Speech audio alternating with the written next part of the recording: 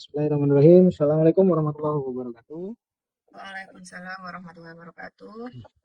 Baik, saya akan mengajarkan atau menjelaskan tentang dampak sosial daripada informatika. Sebelumnya, Bapak mau tanya, apa kira-kira contoh transformasi digital dalam kehidupan sehari-hari dalam bidang informasi dan komunikasi? Mungkin ada yang tahu. Contohnya, WA Pak, WA Pak. WhatsApp, bagus. Mungkin ada lagi? Ini kita pakai Google Meet Pak, jauh-jauhan tetap bisa daring Betul. ketemuan. Dampak positif dari negatifnya dari digitalisasi tersebut. Dampak positifnya dulu. Kira-kira apa? Mempermudah dalam berkomunikasi, Bapak. Betul. Dampak negatif kalau Kecanduan, Bapak. Kecanduan. Dampak negatifnya juga sosialisasinya. Sosialitas sama teman itu akan berkurang biasanya. betul. Ya, betul. Jadi lebih banyak gadget ya daripada bertemu langsung. Baik. Sekarang kita jelaskan tentang apa itu dampak sosial informatika. Dunia informatika atau dunia digitalisasi yang sekarang lagi marak atau lagi gencar digalakkan oleh pemerintah, apalagi di dalam dunia pendidikan, pasti akan mengundang dampak negatif, dampak positif dan dampak negatif. Itu juga sedang terjadi bukan hanya di Indonesia, di luar negeri sana juga terjadi. Nah, kira-kira dampak sosial yang terjadi itu kita definisikan dulu. Media sosial itu dapat didefinisikan sebagai saluran komunikasi kolektif yang dilakukan secara online dan memungkinkan pengguna untuk saling berinteraksi berbagai konten dan berkolaborasi dalam komunitas. Terdapat berbagai jenis media sosial yang muncul dan dapat dibedakan menjadi beberapa tipe. Di antaranya ada forum, microblogging, social networking, social bookmaking, social curation, dan wikis. Dan semua ini memiliki dampak-dampak yang sangat signifikan dalam kehidupan kita sehari-hari. Contohnya seperti yang sudah disebutkan tadi, mempermudah komunikasi. Untuk menjalankan fungsinya, media sosial dilengkapi dengan fitur-fitur sebagai berikut. Ya, untuk membuat sebuah akun atau media sosial, kita menggunakan akun pengguna. Akun pengguna ini biasanya menggunakan email. Jadi semua penggunaan akun media sosial pasti menggunakan email dan nomor handphone. Yang kedua adalah menggunakan profil pengguna pasti, karena terkait dengan identitas kita juga ada nama. Lalu ada teman-teman, pengikut, grup, hashtag, dan lain-lain. New feed, biasanya ini berita-berita yang kita ikuti biasanya. Atau catatan-catatan kaki kita, apa yang menjadi hot news kita. Gitu. Lalu notifikasi. Notifikasi ini adalah pemberitahuan baik di aplikasi ataupun di handphone kita. Memperbarui atau memposting informasi. Tombol like dan komentar, review, rating, dan sistem voting. Ini yang fungsi-fungsi daripada media sosial. Namun dengan berjalannya waktu, fitur-fitur ini bisa bertambah. Lalu apa saja kegiatan untuk melindungi diri dari kegiatan atau agar tetap menggunakan media sosial dengan nyaman dan menyenangkan sehingga terhindar dari bahaya?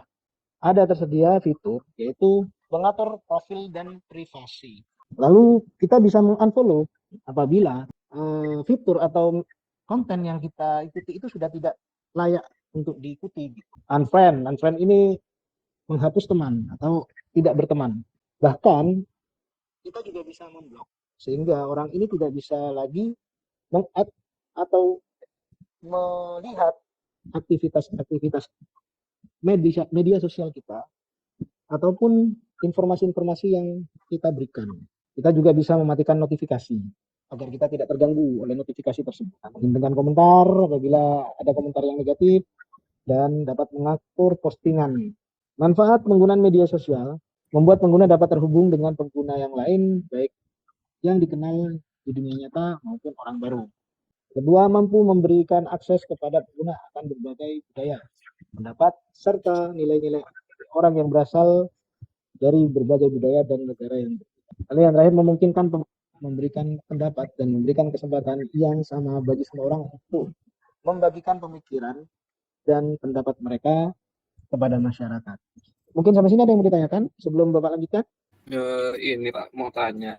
Untuk biar sosial media itu terhindar dari hal-hal yang bukan seharusnya ditonton itu bagaimana Pak? Terima kasih. Jadi untuk memfilter yang namanya memfilter tontonan yang tidak baik. Banyak fitur. Yang pertama kita misalkan menggunakan handphone Android, di situ ada yang namanya block untuk website tertentu. Jadi sekarang untuk browser yang sudah update terbaru itu tidak bisa mengakses konten-konten yang berbau porno. Sudah difilter, sudah banyak yang menaruh dalam blog site-nya. Namun ada juga yang menggunakan blok dari kartu, dari GSM misalkan.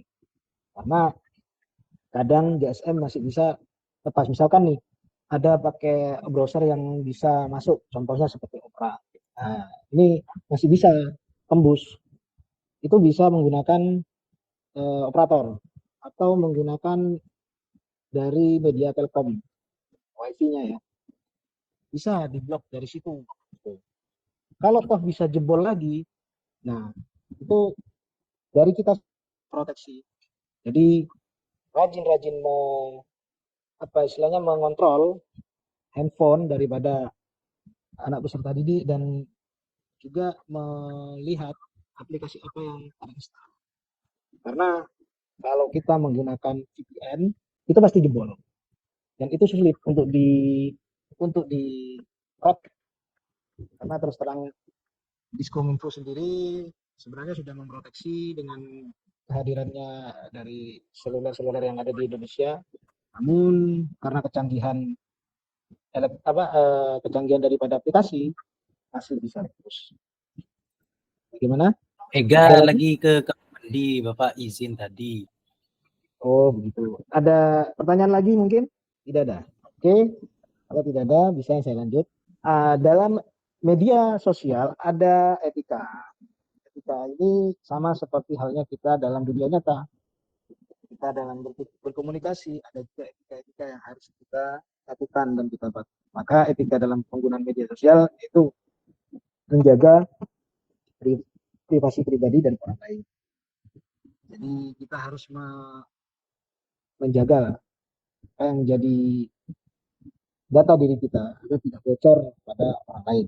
Yang kedua yaitu hati-hati memposting sesuatu. Yang ketiga memberi komentar yang wajar dan tidak menyerang pribadi. Yang keempat menggunakan bahasa yang baik, tidak memposting konten negatif, menghargai karya orang lain, tidak membagikan berita palsu atau hoax, menggunakan etika komunikasi yang baik. Nah, jadi sebenarnya hampir sama dengan komunikasi dalam dunia nyata. Cuman perbedaannya ada di jaga privasi pribadi dan orang lain. Kita hati-hati memposting sesuatu karena apabila kita ini keliru dalam memposting atau memberikan berita yang tidak baik atau hoax lah, palsu hoax ini, maka kita akan terjerat oleh undang-undang ITE. Karena undang-undang ITE ini sudah memiliki dasar hukum dan kekuatan hukum yang sah dalam negara kita. Sehingga kita harus mematuhi beberapa peraturan tersebut. Ini contoh dampak negatifnya, yaitu penyebaran hoax. Sekarang marak, yaitu penyebaran hoax. Penyebaran hoax ini sangat fatal karena bisa membuat kerusuhan, bisa membuat keributan, baik itu antar agama, antar ras, antar suku, dan mungkin sesama instansi. Jadi banyak yang sudah terjadi berita-berita hoax yang beredar di masyarakat. Ya, contoh saja misalkan yang paling kecil, kita dapat berita misalkan kapal tenggelam nih. Padahal kapal tenggelam ini adanya di luar negeri. Tapi diberitakan misalkan terjadi di Selat Madura misalkan, di Kamal atau di Selat Bali.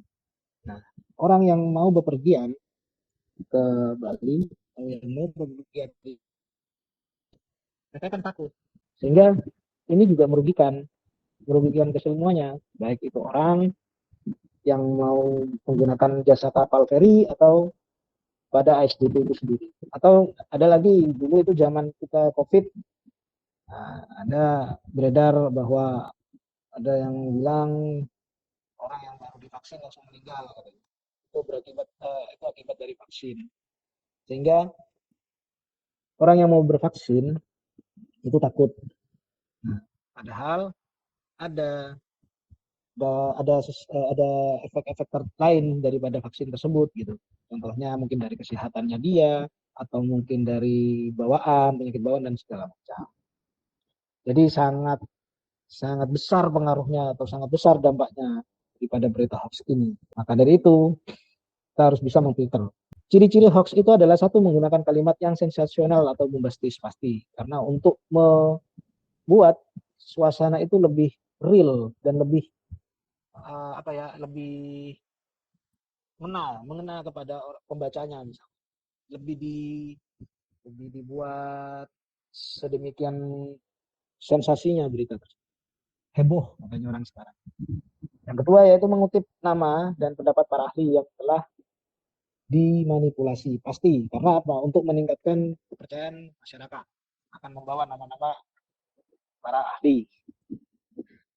Tiga, menyatakan bahwa informasi dari orang yang terpercaya dan sudah divalidasi namun sumber dirahasiakan, sama dengan yang nomor 2. Yang keempat, penyebar hoax menyatakan berita tersebut tidak ditemukan di media karena media sudah diancam atau dibeli oleh pihak tertentu. Ya, kita sudah pernah mengalami gelombang COVID dan di situ banyak berita-berita hoax yang beredar, yang katanya itu adalah apa istilahnya, konspirasi global lah atau apa. Saya tidak pernah tahu dengan kejadian tersebut. Yang kelima, menyinggung isu-isu sensitif seperti sara dan membangkitkan emosi para penerima berita. Ya, itu salah satu tujuannya sebenarnya daripada berita hoax tersebut. Yang keenam, meminta agar penerima langsung mengambil tindakan tertentu dengan berbagai macam alasan. Contohnya, mari kita perangi misalkan pemerintah yang zalim ini misalkan. Jadi ada ajakan dari tindakan-tindakan yang berbau anarkisme. Lalu menggunakan kalimat-kalimat yang memutarbalikkan logika. Jadi ada kalimat yang itu istilahnya kayak logika, diputarbalikkan. Nah, contohnya misalkan seperti ini. Ada orang meninggal karena COVID. Padahal COVID itu ada yang meninggal karena COVID, ada yang tidak. Tapi orang memutarbalikkan karena vaksin. Nah, di sini kan bingung. Padahal vaksin ini menyembuhkan COVID, menanggulangi COVID, tapi diputarbalikkan. Ternyata vaksin itu yang membunuh orang, bukan COVID-nya. Ini sudah diputarbalikkan. Yang berikutnya, jika diperlukan dilengkapi dengan foto atau video yang sudah diedit, dipotong dan dimanipulasi sesuai dengan informasi dan waktunya. Nah, itu juga pasti kita harus pintar. Makanya jangan mengambil satu sumber, kita harus mengambil banyak sumber untuk menghindari berita hoax tersebut. Facebook memiliki fitur untuk menandai hoax. Jika posting berita hoax ditandai, maka tindakan Facebook adalah yang pertama mengidentifikasi hoax dengan cara lebih baik dan membantu pengguna. Melalui bantuan pengguna, komunitas dan pihak-pihak lain. Lalu membuat aturan yang sulit pada orang-orang yang diketahui memposting hoax untuk memasang iklan di Facebook. Menerapkan teknologi machine learning untuk membantu tim Facebook mendeteksi pelanggaran terhadap aturan dan kebijakan Facebook. Memperbarui cara deteksi akun palsu di Facebook sehingga makin sulit untuk melakukan spam dan penyebaran hoax. Yang banyak terjadi memang di Facebook, Bapak Ibu. Karena di Facebook ini penggunanya sangat general. Sehingga penyebaran berita hoax itu banyak terjadi di akun-akun Facebook. Dan juga bukan cuma berita hoax, tapi penipuan yang berkedok hadiah. Misalkan dari para artis, sebesar hadiah yang sangat fantastis sekali. Sehingga pembaca itu tergiur, merasa dia memang benar-benar dapat dari artis tersebut. Maka dari itu segera ditandai. Jika Facebook Bapak Ibu sudah dimasuki atau di spam oleh berita hoax, segera ditandai agar tidak merembet ke yang lain, bukan tambah teruskan. Beberapa hal yang dapat dijadikan acuan untuk berita hoax dan tindakan yang dapat dilakukan untuk memberikan penyebarannya adalah judul yang provokatif. Jadi lihat dulu judulnya. Kita bisa memfilter dari judul itu. Lalu memeriksa narasumbernya. Perhatikan sumber beritanya dari mana, apakah bisa dipercaya atau tidak. Mengecek gambar. Kita lihat gambarnya ini editan atau memang benar. Memeriksa penilaian sendiri. Memberikan fakta dan mengecek tanggal berita, memeriksa di halaman website secara langsung, bergabung dengan grup anti hoax, melaporkan hoax melalui email ke alamat aduan konten @email.kominfo.go.id atau ke divisi cybercrime Polri melalui email ke cybercrime@polri.go.id. Jadi banyak fasilitas untuk menghindari berita hoax ini, Bapak Ibu. Jadi kita bisa mengantisipasi atau mengdefend berita-berita hoax ini agar tidak semakin menyebar. Sehingga para cybercrime Indonesia, terutama dari Polri, bisa segera men-down, meng-counter berita-berita hoax tersebut. Jadi intinya kita harus bisa melihat atau melogikakan sendiri berita ini benar atau tidak. Dan jangan percaya dengan satu sumber, kita juga harus mencari sumber-sumber lain yang mungkin kita percaya. Untuk memeriksa apakah gambar yang digunakan asli atau hoax, kita dapat mengecek kecacatan gambar hasil editan melalui pengamatan yang teliti atau dengan menggunakan perangkat lunak tertentu. Jadi ada beberapa cara untuk melihat foto itu asli atau tidak.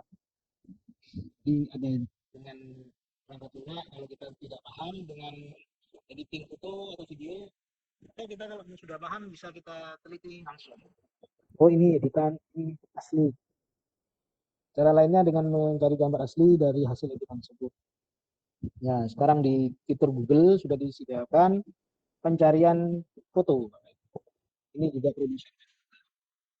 Itu caranya dengan klik itu URL-nya image.google.com, browser, lalu ikon kamera, mengupload gambar, lalu muncul image, terus close file. Kemudian buka directory di gambar mana yang ingin digunakan sebagai pencarian disimpan, pilih gambar tersebut, dan Google akan mencari gambar yang mirip secara otomatis dan menampilkan hasil pencarian. Karena fitur Google sudah bisa mendeteksi gambar.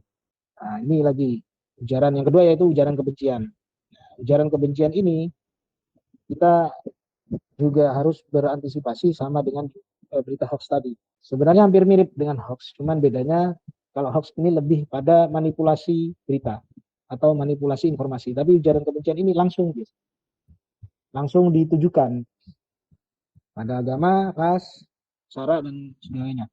Dapat dikenakan jerat hukum sesuai dengan Undang-Undang Nomor 11 Tahun 2008 ITE Pasal 28 Ayat 2 dan Undang Nomor 19 Tahun 2016 tentang perubahan atas Undang-Undang 11 Tahun 2008 tentang informasi dan transaksi elektronik Pasal 45A Ayat 1. Jadi sudah jelas Bapak Ibu. Ada payung hukum yang menjerat apabila kita melakukan ujaran kebencian. Misalkan ini kita akan menghadapi Pilpres tahun depan. Kita tidak suka pada satu pilihan pasangan presiden. Kalau kita menyebarkan ujaran kebencian bahwa ini calon ini itu begini. Nah, sampai mengeluarkan kata-kata yang tidak pantas, maka siap-siap kita akan dipidanakan. Nah, yang ketiga itu mengancam presiden dan wakil presiden. Sama, itu yang sudah barusan ini langsung. Jadi kita punya WA-nya Bapak Presiden atau kita posting di media sosial kita dengan ancaman mungkin mau dibunuh atau gimana, itu juga sama. Malah itu lebih berat mungkin hukumannya. Karena selain juga melanggar Undang-Undang ITE, juga termasuk tindakan makar. 4. Berbagai konten negatif lainnya. Ada konten pornografi untuk anak, perjudian, penghinaan atau fitnah, pencemaran nama baik, pengancaman atau pemerasan, konten berbau terorisme atau radikal. Nah, terus pengaturan tentang konten negatif yang berupa pornografi, perjudian, penghinaan diatur melalui Undang-Undang Republik Indonesia Nomor 11 Tahun 2008 tentang ITE pada pasal 27 dan Undang-Undang RI Nomor 19 Tahun 2012 tentang perubahan atas Undang-Undang Nomor 11 Tahun 2008 tentang informasi dan transaksi elektronik pasal 4. Jadi sudah jelas Bapak Ibu, ini sudah ancamannya. Jadi kalau sudah dipidanakan maka hukumannya adalah penjara. Jadi kalau bisa memang kita hindari konten-konten yang ada 5 konten ini. Jadi harus dihindari konten negatif. Apapun itu bentuknya. Dampak negatif lain yaitu adalah penipuan. Penipuan ini sudah juga marak terjadi, yaitu biasanya terjadi pada orang-orang awam, orang-orang yang tidak paham dengan dunia digital. Kalau kita yang sudah paham dengan dunia digital, itu biasanya jarang yang kena korban atau sebagai jadi korban penipuan itu jarang. Biasanya terjadi pada orang-orang awam yang tidak paham dengan fitur-fitur yang ada pada aplikasi. Ya biasanya terjadi pada ibu-ibu ini, atau orang-orang desa yang baru menggunakan ATM atau apa, m-banking misalnya, suruh transfer dan segala macam, akhirnya diikuti, maka uang yang ada di e-banking itu lenyap. Lalu ada yang cyber bullying, nah, ini juga terjadi di sekolah ya, yang terjadi biasanya murid. Jadi ada yang melakukan ancaman, menyebarkan rumor yang membuat korban malu, memposting ancaman kepada korban di media sosial, berpura-pura menjadi seseorang dan mengancam korban, masuk ke akun korban dan posting sesuatu yang mempermalukan pemilik akun. Ini cyberbullying juga bahaya. Ya. Lalu penurunan kualitas interaksi sosial seperti tadi yang sudah dikatakan oleh Pak Ega. Jadi karena yang lebih fokus pada gadget, sehingga interaksi sosial dari sesama teman, kerabat itu menjadi berkurang, bahkan bisa hilang. Cenderung orang itu akan menjadi tertutup, sehingga dia lebih cenderung pada gadget, pada HP-nya. Yang lebih parah lagi, orang ini bisa kecanduan teknologi, sehingga dia bisa menghabiskan waktu berhari-hari, berminggu-minggu, atau bahkan dia tidak butuh orang luar, tidak butuh dunia nyata, dia hanya butuh dengan dunia maya. Dia menganggap gadget ini adalah dewa bagi. Tanpa ini dia tidak bisa hidup. Dan itu yang paling kelihatan yaitu anak-anak. Biasanya anak-anak ini tantrum dan biasanya tidak bisa hidup tanpa HP. Mereka cenderung ingin melihat HP seperti itu. Itu dampak-dampak yang paling fatal. Menurunnya kesehatan. Ya, karena orang yang sudah kecanduan HP biasanya lupa makan.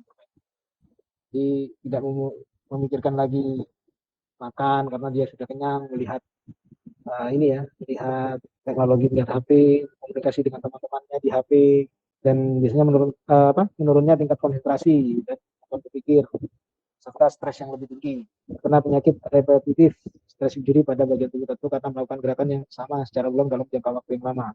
Contohnya kita melihat HP ini secara bertahan, maka akan terjadi sakit pada tulang punggung, pada tangan, biasanya juga pada penglihatan. Menurunnya kebugaran tubuh karena mengalami obesitas karena kurang gerak tubuh. Lalu spam dapat berupa manusia nyata atau bot yang menyebarkan spam dalam bentuk komentar berupa iklan pesan lainnya. Ya, ini hati-hati juga karena spam ini sangat mengganggu. Jadi spam ini biasanya melakukan pengiriman pesan yang tidak berguna atau pengiriman pesan secara berulang, manipulasi jati diri dan informasi yang berlebihan. Baik, sekian dulu materi yang sudah kita lalui. Mungkin ada pertanyaan terkait dengan dampak sosial informatika ini. Mau bertanya, Pak. Baik. Jadi di HP saya itu, Pak, tiba-tiba ada SMS kayak gitu. Habis itu beberapa detik kemudian langsung hilang, Pak. Katanya terdapat spam. Itu gimana kok bisa langsung hilang ya, Pak?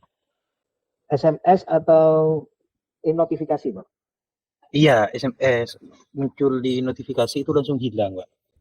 Itu gini, itu biasanya takutnya gini, ada SMS, kalau SMS dari operator itu biasanya tidak langsung hilang, Pak. Kalau notifikasi atau pop up istilahnya, kenal dengan pop up, biasanya ada aplikasi di handphone bawaan yang bisa mendeteksi itu spam, sehingga secara tidak langsung aplikasi itu atau spam itu aplikasi ini mendeteksi spam tersebut, sehingga langsung dihapus dan dinyatakan ada spam di HP Bapak. Itu kecanggihan dari aplikasinya. Tapi kalau SMS dari operator tidak akan terhapus otomatis karena jarang ada spam kalau di SMS. Bukan jarang sih ada, cuman tidak bisa dihapus oleh aplikasi. Jadi kita harus menghapus. Tapi kalau notifikasi ya bisa. Mungkin ada lagi? Sudah cukup jelas, Pak. Mungkin ada sedikit penyegaran refleksi dari saya sebelum saya tutup. Kira-kira menurut Bapak Ibu ini langkah apa yang harus kita lakukan untuk menghindari agar kita itu tidak terkena dampak negatif dari informasi dan komunikasi yang sudah saya jelaskan tadi. Spesifiknya contoh misalkan dalam dunia digital marketing, dampak-dampak negatif atau hal-hal yang tidak diinginkan pada dunia digital marketing itu bila tidak terjadi itu bagaimana langkah-langkah kita, apa yang harus kita lakukan? Mungkin ada yang bisa menjawab? Saya coba ya Pak ya. Ya, monggo silakan. Biasanya kalau belanja di Shopee untuk menghindari penipuan atau apa, biasanya saya lebih pilih dari Shopee Mall-nya, atau kalaupun nggak ada di Shopee Mall, pilih yang ratingnya paling tinggi. Itu sih kalau saya. Mungkin ada lagi Bu Yuri, selain untuk menghindari penipuan dengan cara itu atau mungkin dengan cara lain ada lagi? Misalkan terhindar dari hacker nih. Kalau terhindar dari hacker ya kita ya lebih proteksi untuk akun-akun kita sih Pak, lebih di privasinya, keamanannya lebih ditambah lagi. Kalau di Google kan ada update, biasanya kan ada notifikasi di email Pak untuk update passwordnya diganti lagi kan gitu. Berkala kan kalau dari Google itu biasanya sih gitu. Ya, dengan maraknya e-commerce sekarang, jadi media sosial kayak Facebook itu sudah ada marketplace-nya juga. Akan tetapi kalau kayak di Facebook itu untuk menghindari dari penipuan dan sejenisnya itu lebih COD kalau saya Bapak. Sistemnya, sistem pembayarannya COD. Kemudian refleksi dari materi yang Bapak sampaikan, jadi ternyata mengancam ujaran kebencian terhadap presiden itu sekarang pidana ya Bapak. Jadi hal-hal baru yang dapat saya ambil dari materi Bapak hari ini. Seperti itu Pak. Oke, terima kasih Bapak Rama. Oke, baik, kalau begitu mungkin sudah jelas ya. Terima kasih, semoga materi yang sudah saya sampaikan hari ini bermanfaat dan semoga ada cerita baru dan pengalaman baru dari apa yang sudah saya paparkan sehingga dapat menambah informasi dari Bapak Ibu sekalian. Karena waktu sudah tidak mengizinkan dan ada materi yang akan disampaikan untuk yang berikutnya. Saya akhiri. Assalamualaikum warahmatullahi wabarakatuh. Waalaikumsalam warahmatullahi wabarakatuh.